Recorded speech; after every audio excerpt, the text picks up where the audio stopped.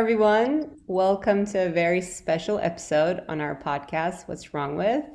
For those of you who are joining in for the first time, What's Wrong With is a diagnostic discussion series where we talk about underlying reasons of the problems we see today and also ideate on solutions to address them for a sustainably better future for all. At SOUR, we often say there's no solution to any problem without our collective awareness and engagement. So this is a great medium for us to open up our research to public as well as provoke thought. And today we're asking a question that we've been dying to ask for quite some time now, and we have a brilliant panel to discuss this with. So welcome to What's Wrong with Architecture, and welcome Mindy, Lisa, and Stephen. So I think we can all just introduce ourselves a little bit and talk about our background and work before we dive in. Mindy, would you like to go first? Yes, good morning. Nice to be with you all. I'm Mindy Fully-Love. I'm a social psychiatrist. I'm on faculty at the New School in the Department of Public and Urban Policy, and my research is on the connections between cities and epidemic disease. Thank you, Mindy. Lisa? Good morning or afternoon, everyone. Thank you for your Friday time. And my name is Lisa Bate, and I am an architect that just recently left private practice. And it is to focus on net zero carbon supply chain within the building and infrastructure industry, and some work with the Foundation for Architectural Research based in Toronto, Canada. Happy to be here. Welcome. And Stephen. Hi, my name's Stephen Slaughter. I am currently the Chair of Undergraduate Architecture at Pratt Institute. I guess my concentration has been the nexus of computation and public interest design. I'm a practitioner, maker, designer, and community engager. And we'll get back to that as a fallacy. Well, welcome, and thank you so much for being here. Before we go a little bit in digging deep, I guess I would want to ask first what architecture means to all of you. And then from there, we can talk about what we feel is not working or maybe some of the problems today that we're seeing. I don't know who would like to go first, but I can pick randomly if that's okay. Lisa, would you like to get started this time? Sure. I mean, I guess I see architecture as the most social of the arts. I mean, what we co-create is for people. It's livable. In a sense, you could even say wearable in terms of how we get defined by architecture. So I see it as the most social of the arts. Would be my short answer. Got it. Stephen? Yeah, I hate to piggyback, and I want to find something that's actually a little bit more diverse. But I agree, it is a social, technical art and science, a practical in the fact that it actually engages human being, human existence, human habitation, and most importantly, provides space for human coexistence. With the capacity to both enlighten, engage, and if done correctly, overwhelm with beauty. And so I both see issues with both the practice and its teaching and its training, but I also see the potential of changing lives through positive impacts. Thank you. Mindy? So I'm a psychiatrist, not an architect, but I get to visit and hang out with many architects and planners. And so one of the things that's fundamental for people is that we have to live somewhere. And this is both about, protection and gathering things and creating community. There's a wonderful book called The First House, which is about this myth about how the first house came into being. Anybody's people sort of emerging from caves when there was a big fire and then building houses around the fire. So the idea that that's a very fundamental thing we're trying to figure out as people is how to organize our houses around the fire. Thereby hangs a tale. I love that, and I think it kind of like took us back to why did we start with this in the first place, right? Like, why does this matter? And it's such a human need in both like our survival, right, but also for as social beings, because it is indeed a social art and it kind of connects us all. And I love that we start with this because I definitely see the potential and the hope that it actually also brings to our world. So I would like to ask why, why do we go off track at times that we do? Why haven't it reached its potential? As a person who came into the world of architecture also as an outsider, I'm not an architect myself. I came across many things that did not connect with me and I didn't understand in the beginning. And I would love to get your thoughts on why do we see the problems we're seeing in architecture and built environment today? And I guess, Stephen, let's start. um, I think that like any endeavor, any contemporary endeavor, the legacy of exploitive capitalistic policy or practices, de jure and de facto racism that exists in our culture and society. I mean, I think that anything in this world is actually tainted by the history and legacy of all the ills that's been done over the centuries that we are continually trying to unravel, unpack, unwrap, understand, and heal. And so just like any endeavor, architecture is going through that process as well, understanding its relationship to the environment and the exploitative practices therein, understanding its relationship to labor practices and trying to correct that, understanding its relationship to its training and trying to both decolonize and decarbonize curriculum. I think that the ills found in anything in this world is built on the ills that are inherent in society and culture today that we're dealing with from a variety of different perspectives. And architecture, even as a social art, is not immune to the legacy of racist and capitalist practices that infiltrate even now both our politics, our arts, and our minds. And I think it's going to take a lot of both personal work on everyone's individual part and our collective work to change that.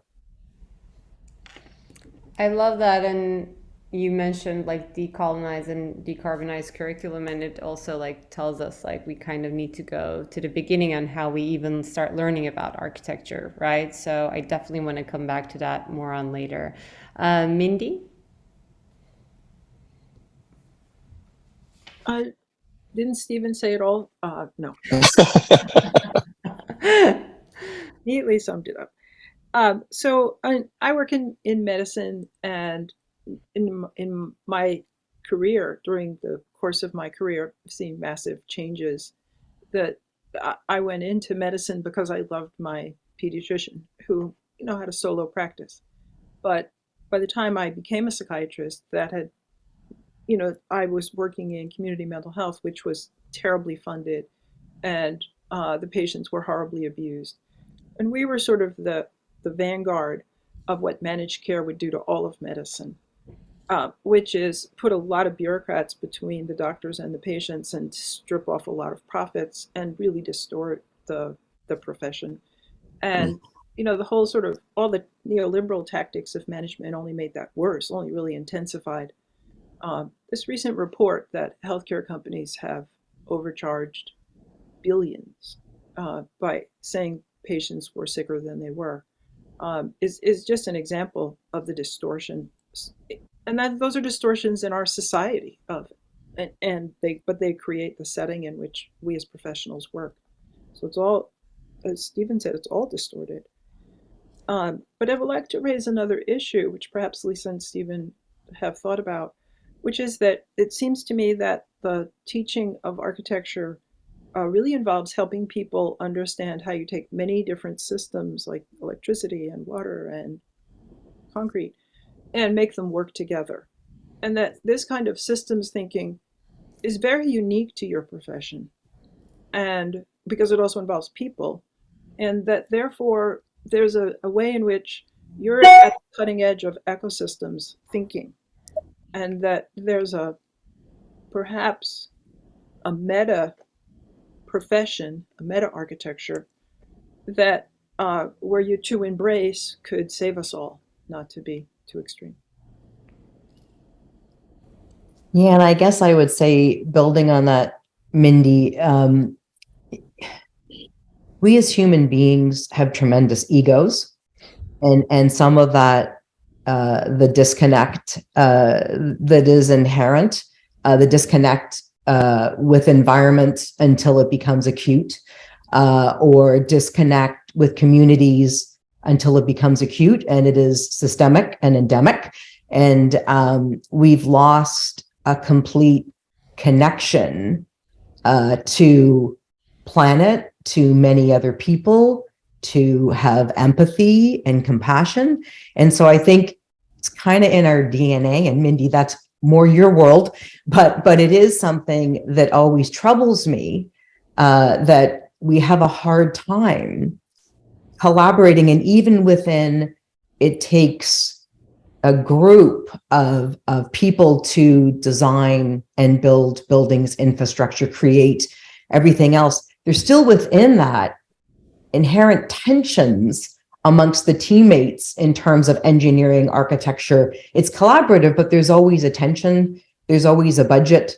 There's always, and with that budget, which ends up being so tied to simply the cost or money or people making money, it disconnects with all of the other capital that is fundamentally more important, socially, environmentally, sustainably, resiliently, all of those things. So I think we are a species that somehow looks for disconnection versus connection in a lot of ways. And I think what's great about what's happening in the world today is there's a real emphasis and a real pressure to connect, because we really have to, because we've disrupted so many systems that they're turning into systems that aren't going to work for us in the future. Yeah, I want to build on that too, because I feel like I'm hearing like two things where it's really like, one is the historic aspect of it, right? And how that's bringing its kind of its own baggage into our present today. And then also like how we collaborate today and how that's creating its own set of problems. And I find, like, I remember us talking about, like, in one of the projects that we're working, like, I think it was last year, when we had a historian on the team on the project that we were working on. And then it was kind of like, when we were just like talking in a meeting, we were like, why isn't an historian always part of a project team? It almost like has to be, right? Because the past is not static. How we look at it can change as we grow also, as our exposure grows, and how we interpret it can change. And we kind of need to carry that into our present. We really need to understand our past better to really be able to understand why we lived some of the problems that we lived and how can we address them. And I have a general problem on how history has been taught to us overall, right? Not even in architecture, but it's just like facts and figures, and really no interpretation or understanding diverse perspectives. So in like education, I would love to hear how we can touch upon kind of the history of architecture in general too, where I feel like as an outsider looking in, it's a lot of emphasis on individuals or just like styles and era, but what does that really mean, or what did it meant for the society at the time? I like someone coming in fresh as an outsider, I do not see that immediately. So my perception then becomes like maybe it's not as emphasized. And also then, first I want to touch upon that, and then I want to go into collaboration a bit more. But I don't know if whoever wants to like go first on like the education of the history of our architecture and built environment. Yeah, I was educated in a kind of 20th century / 18th century modernist Beaux-Arts hangover that referenced and privileged kind of Western canon, and that was predicated on a kind of understanding of architectural traditions that were coming out of Europe, primarily. And I think there are conversations that are being had in the academy today about looking at not necessarily looking at it from a chronological lens or a stylistic lens, but looking at it from several different ways, either through technique or culture or space or community, that begins to de-emphasize the things that prop up a kind of colonial Western hegemony, and concentrate on things that allows for a more pluralistic, a more diverse, and a more, I guess, global study of different traditions and technique that emerged in creating space and place all over the world. And I think that these efforts that's being led, I think, throughout academia, is beginning to change how students are seeing their built environment, their relationship to it. And it's not necessarily throwing out students learning about the pantheon, but it's inclusive of students learning about Mayan architecture as well. And so I think that these are efforts that's happening. They're definitely happening at my school. They've been there are conversations that are happening at a series of schools that I've taught at and been a part of. But I think that it allows for the students to have a more comprehensive understanding of the history of the built environment from a variety of different perspectives. So hopefully that will change how they think about the architecture they see and how they put themselves in a kind of different history with respect to the architecture they produce. Yeah, I really do hope so as well, because I feel like then once you see different examples and diverse things from the past, you feel more welcome also to come up with different and diverse ideas, right? So in that sense, I think it's kind of building a great base to open up further, and we know like representation does matter. It doesn't necessarily mean inclusion, but it's a starting point, and kind of like having a curriculum that represents all its diversities and complexities from the past. I think that does open up for a more productive future for us to like ideate in a more diverse manner. And with that, again, like maybe touching upon education again, I mean, Mindy, you did mention like we do start the profession in a very like understanding the collaborative nature of it, right? Like we're already exposed to many diverse professions that is like related or important for like architecture. We collaborate with teams in our education, right? Like so it starts very collaborative. And Lisa, you did mention we don't like collaborate enough, and that was also another experience like for me coming into the field. It's organically a very a profession that is very open and very much set up for collaboration, and yet I not seeing collaboration with diverse, I think, lived experiences was very interesting for me.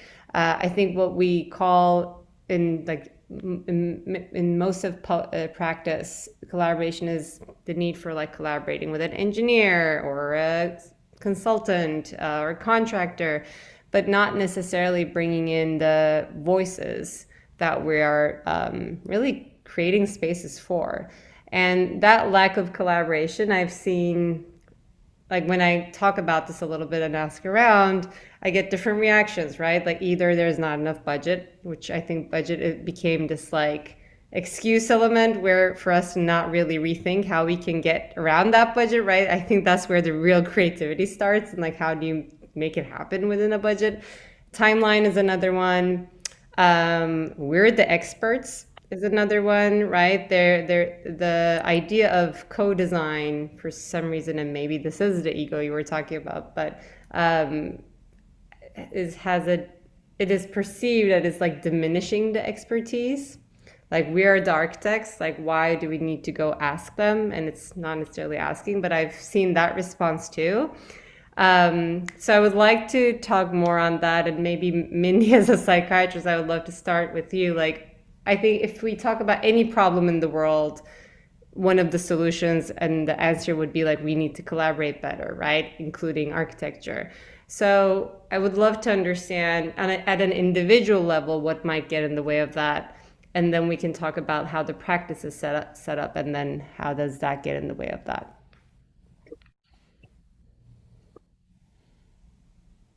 Oh, it's a very complicated question because it's if you think about architecture, but your firm is partly based in Istanbul, and when I had the great thrill of visiting Istanbul, I encountered all the architecture of Sinan. Is that how it's pronounced? Yes. It was just amazing, and so so moving, and there a lot of it, like it was very prolific architect. But it's very much stuff that cost a lot of money, and it was put there by the ruling class of Istanbul, right? Yeah. To make statements, right? Sort of mosques on every hill. Yeah, 1000%. It wasn't a casual kind of thing that they were trying to do. So architecture is about that. It's one of those cities where the sort of architecture about the statements of the ruling class is very visible. I found, and it's kind of stunning in that way, because you look up to the hills all around Istanbul and there's a mosque, and it was built by Sinan, and it's gorgeous, and it's a statement. So how free is the individual in that system to just go do whatever they want to do? They're basically not. So it's less about the individual's ego, I think. Somebody might have a lot of ego and might have a little bit of ego, but there's only a certain amount of space for the ego. And it's not that much. There's this brilliant book that I'm sure you've all read, Form Follows Finance, about skyscrapers in New York and Chicago. And that strikes me as the bottom line. Form follows finance, but so does individual action follow finance. And that's what Lisa's saying. That, bottom line, they only have so much they're going to spend on the building, and they who are in charge of the building is not the architect, really. Architect is one of the craftspeople who's called in to say, let's go in such and such a direction. So, in our thinking about social systems in my profession, we're very interested in what are the limits on the person, because people can use, he's got a lot of ego. Well, he might have a lot of ego, right? Or she might have a lot of ego. Mostly men. But that doesn't mean there's a lot of space for that ego. There's only a certain amount of space for the ego. So we have to put ego kind of down the list. And really, if form follows finance, how is it being financed?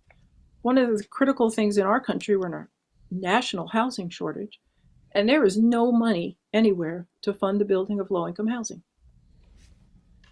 It doesn't exist in our country. So that puts pressure on the whole housing system, because we're so many millions of housing units short. So that's a distortion in the money. Who can be housed? Who can have a job? So then all of us, me as a psychiatrist, other people as architects, are working within the constraints of this system. And the system is brutal. That's what Stephen is trying to point out. This is a brutal system, really out to kill people for profit. So how we push back against that? And then the challenge to all of us, but I think the particular challenge to architecture is, could you bring your insights into how to mesh multiple systems to these huge problems that we face? This is more meta. It's not, can you build a building? But we're a globe in crisis.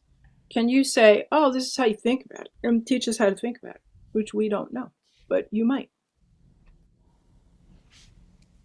You bring me back to why I've predominantly focused on public buildings and infrastructure, because the system within commercial is so focused on form following finance. And I guess for me, I started off in environmental design at the Ontario College of Art, now known as OCAD. And then I switched to interior design at University of Manitoba, and then ended up moving back to hometown of Toronto for architecture school when Peter Pragnell ran the school and we almost were shut down. So kind of anything flew. But what was interesting, the first project we had in first year was to design a campsite for 14-year-old boys and girls to camp together. And I am the daughter of an obstetrician and gynecologist, and I had, first of all, struggles with 14-year-old boys and girls being together that I had to get through from, what I knew a bit from home. But it is interesting because I think from that, and the only reason I talk about that experience was because I ended up with U of T, then going to Paris for a study abroad to Beaux-Arts. And at the time at the Beaux-Arts, it was Unité Pédagogie 8, was known at the time, but also anything kind of flew because I was also on a study abroad term. So I've always tried to look for projects, or I've tended to go to projects that have purpose. It's not about the client. It's not about the ivory tower for the wonderful institutions who are going to be in it. It either has that it's providing a function that's bigger than the budget, that's more important than the budget, that's purpose driven, and whether that's education, whether that's net zero carbon. It could be a commercial building that's net zero carbon because the purpose then is it's mandated to be net zero carbon. So I think that I've tended to lean towards those. There's also, when I lived and worked in China, it was about better places for people. And now it's more about circularity in terms of how do we reuse found building objects, not tear them down? What can we repurpose?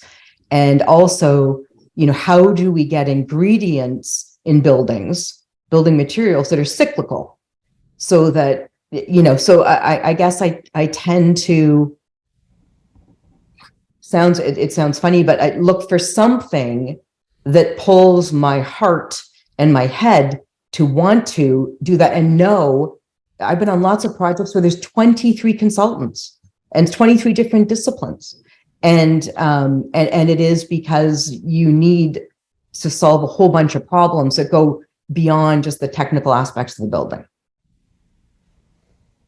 So maybe more systems, more definition around purpose beyond, we've got to build it for this much, we want this much money in our pocket, and your fees have to be at the bottom.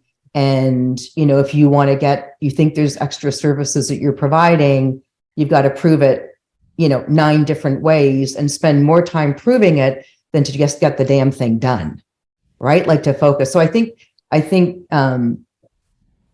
so I have no answer. All I know is I guess I've tended to avoid those confrontations.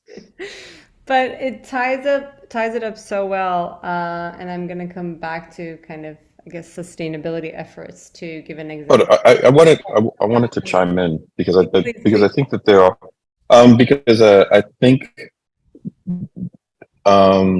in the conversation of ego and finance is 2 branches of that are touch points that are important. I think with both both as iconic in terms of what ego, when you think of the cult of the superstar architect, what that means, or as conflating that to its, I guess, most extreme example, to finance and all the things that we have to deal with as practitioners to actually both design and realize the structure. What's missing from this conversation is again the community, the polis, the public, When Lisa said mandated to be, I think that that's I think that there's power within that we're not unpacking. The fact that all of these things are ran through a public institution, a public process. There are laws, rules, and policies that govern how we build. There are planning departments in governmental agencies that are personed by us, and that in most cases have the capacity to be changed by our voices and by our advocacy and by our agency. And so we can make a substantial change in policy. We can argue for our built environment to be built differently. And that's why there are things like Title 24 in California, or the building department, or LEED, and how LEED is being incorporated in building building regulations all over the nation, and all LEED-like requirements. Sustainable building is being incorporated in as a set of rules and guidelines that we have to manage and adhere to. And so I don't think that I think that as both citizens and professionals, the things that we engage in terms of being able to change policy can affect low income or market rate housing and how they're built. Requirements that there has to be a certain number of units within a development that's set aside for low income and market rate housing. These things are mandated by public policy. And so I would hate for us to sort of cede our power as professionals and as citizens to change policy and to make what we build and how we build better, just by saying it's not within our power or not within our scope to do so. I still think there's a huge amount of agency that we have to make positive effects, and that's typically done through a kind of political light process and working with these institutions, these public institutions. Stephen, not to disagree, but as a student of inner city communities and watching what's happened and doing research in such communities over the past 40 years, and then looking backward at what they explained to me about being destroyed by urban renewal, and then seeing land shrinkage and contagious housing destruction, and then all the effects of deindustrialization, and then all the effects of the foreclosure crisis and gentrification. And redlining and racial covenants. And I'm saying that it's still our responsibility to understand those systems and hierarchies, and it's still our responsibility to try to fight against them. But I've seen neighborhoods fighting and fighting and fighting and losing and losing and losing. So if you think about the historic community of Harlem and what it went through, and basically the historic community of Harlem doesn't exist anymore. You think about the Manhattanville part of Harlem that Columbia University wanted, and they just took the state as their arm of action, or the arena in Brooklyn, where they took the state to get the land. So it's true, but it's also it's true in theory, but in practice, the most vulnerable communities lose and lose and lose. That's only to say, perhaps you have my conclusion would be that we can't change policy. We're not succeeding in changing policy. Yeah, but my conclusion would be that we can't stop trying. I'm not saying we should stop trying, but I'm just saying that the record is very dire. Yeah, completely agree. And but I think that I'm interested in training the next generation of enlightened professionals that understands that it's their task to engage these types of issues, and to not just go straight for a moderately waged salary at a corporate firm, but embed themselves in community action and try to make those types of differences. And so I'm still naively optimistic that action and engagement can make a difference. And it is happening in various places in the world. It is happening in certain cities, in certain countries, in terms of the requirement for affordable and or low income housing embedded into housing developments. Mm-hmm. So, that in Toronto, for example, it is policy in various areas to do so. You have to have a certain amount of affordable housing. Now is embedded into projects, into actually the requirements for development. So it is, and I know other places. I mean, it's interesting to raise China again, because I did live and have worked there for a couple of decades, but a number of cities as well. It is around ensuring that there is diversity in terms of access. Horrible on a lot of human rights, no doubt, in terms of, but there is push to recognition of the striation of society and affordability piece, and right to have shelter and right to have home ownership. And then by home, I mean, apartment, whatever it may be, but in terms of that as well. So, but it, I absolutely agree with you. I mean, I don't know also, like, does design review panels within certain areas associated with government that are boards that are created, whether it's urban design panels or design review panels that are then also shaping some of those requirements and mandates for integration of use. Mixed use has become predominant so many places in the world. It isn't separated into residential neighborhoods that are separated, and that buildings that have 3 or 4 uses within themselves too, which I think all of those are ways that architects and designers, anyone with it, any constituent can lobby for change, and it's critically important. It's critically important, yeah. I was in a meeting not so long ago what I feel like captures everything you're talking about here, and then I want to tie it to kind of like how allyship can look actually in our practice, because historically also any chronically overlooked or underserved community, when they're like really standing up for their rights, it is again overlooked, right? Because it's not enough for them to only be asking for what they really, it's their basic right, but it calls for, again, collaboration also in that effort. And what does that mean for architects too? But in that meeting, I'm in a meeting with a very prominent developer based in US. And I'm kind of like talking about some of the efforts like happening in like Europe, like giving an example of a more like human-centered approach in the design process, like co-design.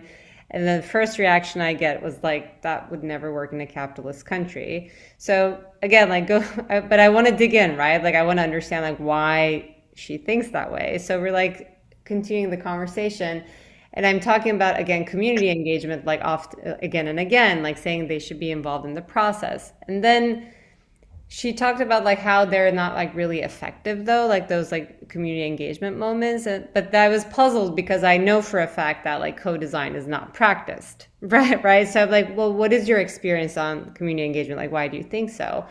And then she referred to the community board meetings.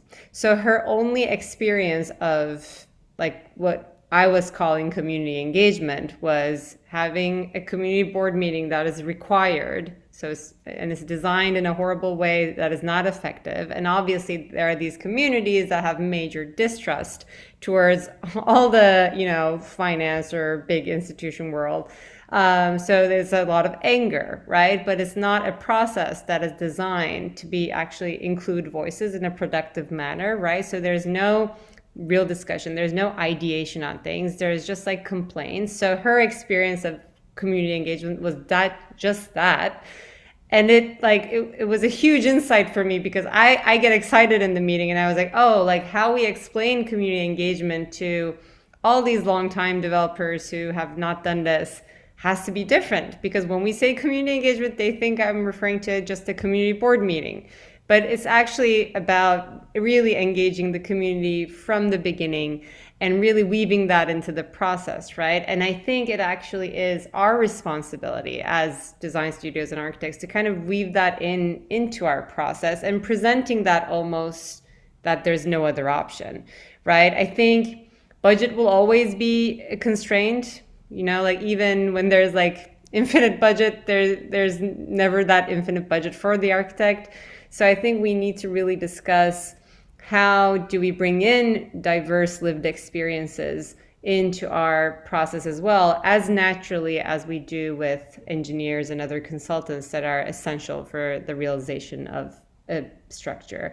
And I think the starchitecture culture, now that Mindy, when you were talking about like form follows finance, it makes me think that the starchitecture culture was a symptom of kind of that, right? Like if you're building these public sculptures basically to make a statement as a ruler or as a money person, it goes hand in hand with branding that, right? So it called for these star brands that, oh, that person designed that. So it became a branding process, and therefore kind of fed that culture to become more popular for the finance, the money man. I felt the same thing. I spent the entire summer in Barcelona this past summer, and when I was looking at Sagrada Familia, I was like, oh, so this was built so that if you by any chance did not believe in God, like when you walked in, like this was the moment you're like, oh, okay, like there's something there, right? Like you build something so majestic that it's, the impact, and it's a huge statement.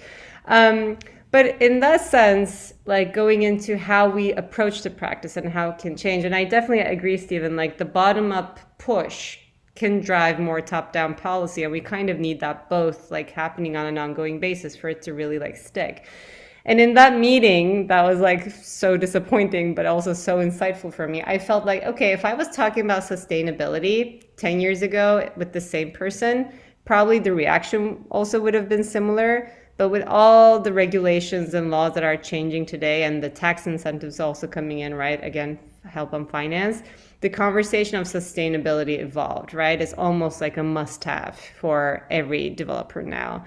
So Lisa, in your experience, I would love to hear like how you saw that evolve over time and how that perception changed, and maybe like the most sustainable examples are, again, the rich projects. But it's also a process of prototyping, right? Like we need to start somewhere to make it more cost effective and also scale. And hopefully we find out ways to bring that into environments of marginalized communities. But how did you see the conversation evolve, and what it took for the open-mindedness of the industry? Wow. Well, a ton of advocacy, and just building on something you said, I don't want to be trite, but I feel like you're giving architects more power than we have, and than we probably should have. Because I don't think we get to set the table on our own. And so demanding things. So I think with sustainability really started to resonate when it started to make good business sense, unfortunately. But how it mostly starts, once again, in institutional buildings or publicly funded buildings, and enlightened and importantly focused members of those entities looking for demand and creating demand and finding funding. You know, as I said, so much in Asia and in Canada is publicly funded either at a municipal, provincial, federal, state or federal level. And so it was, you know, green building councils, of which there are now over 70 globally, and advocating and working with government. I'm in Ottawa next week meeting with the Minister of Innovation, I'm going on my own dime to be one of the voices to continue to push, mandating into building codes and mandating into public procurement that they need to be, net zero carbon. They need to have a horizon of payback for all of that the building, any new building is using, or any retrofit of building is using. So I think it's advocacy, it's time. Like it is, when I think about it, I could become really depressed about how long it's taken for things to take root. But as soon as what happens is, as soon as the commercial payback is kind of shown, then you see it being taken up by the private market.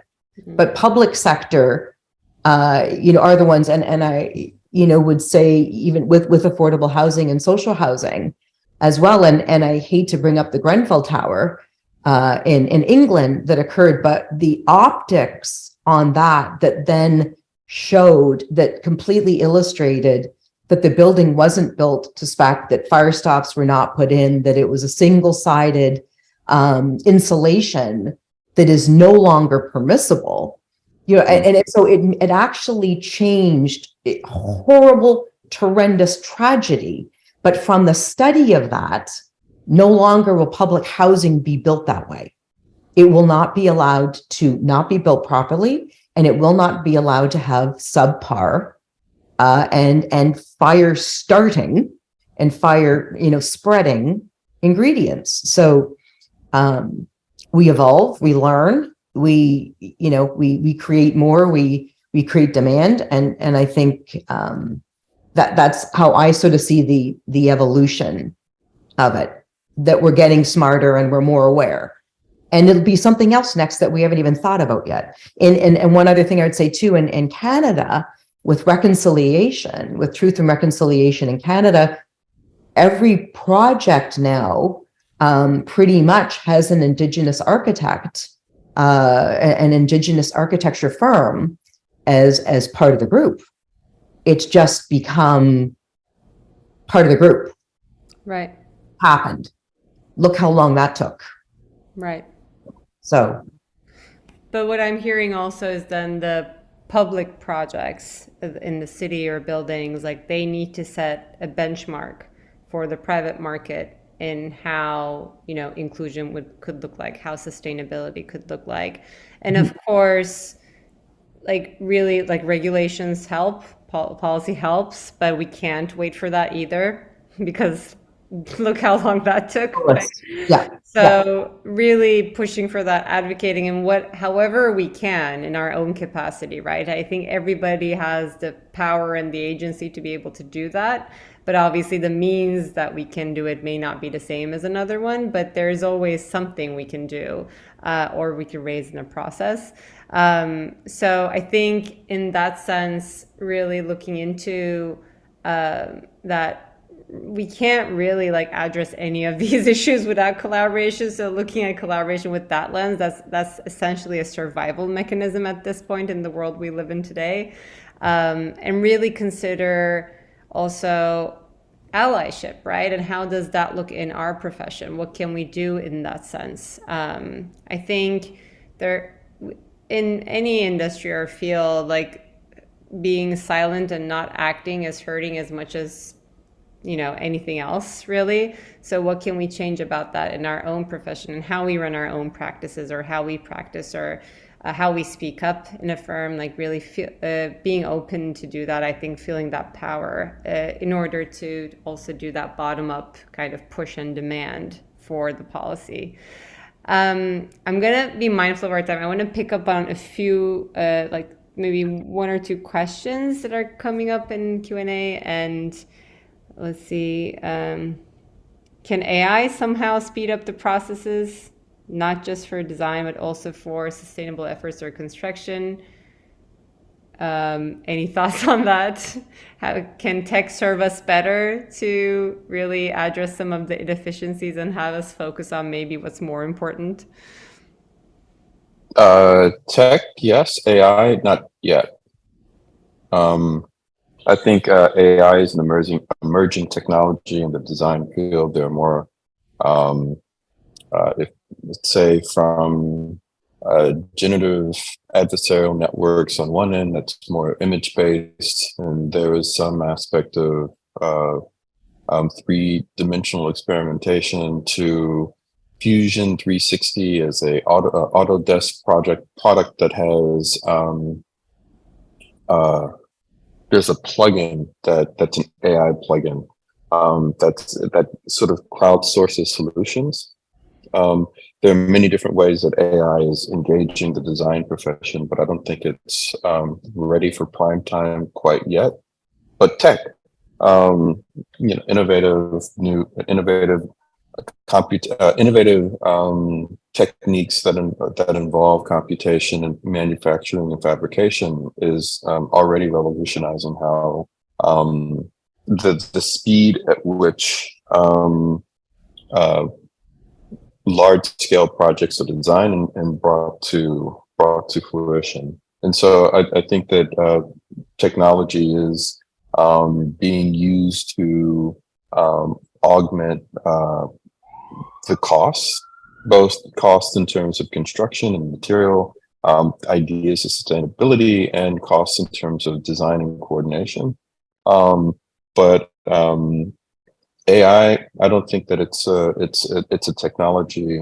I think eventually it will be, but I don't think it's a technology right now that's in place to actually make that large of an impact on the design and construction process.